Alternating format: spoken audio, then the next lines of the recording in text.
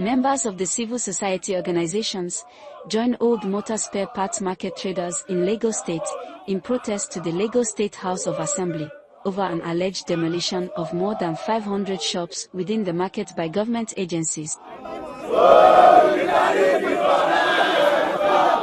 Comrade Alex Omotesin, who led the protest, alleged that the demolition was carried out without any prior notice to the traders. He demands justice and unconditional compensation from the State Assembly.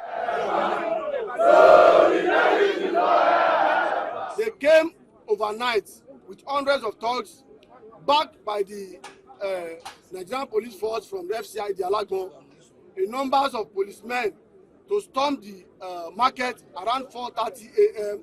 on the 6th of March 2025 and demolish over 500 shops that destroy goods worth billions of naira.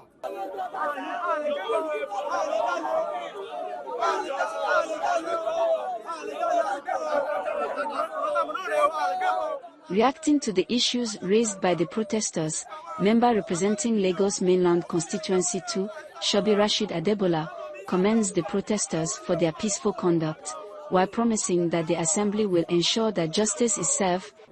The House above standard of excellence, under the leadership of Right Honorable Dr. Mudashiru Ajayobasa, I can assure you, you're going to get justice here.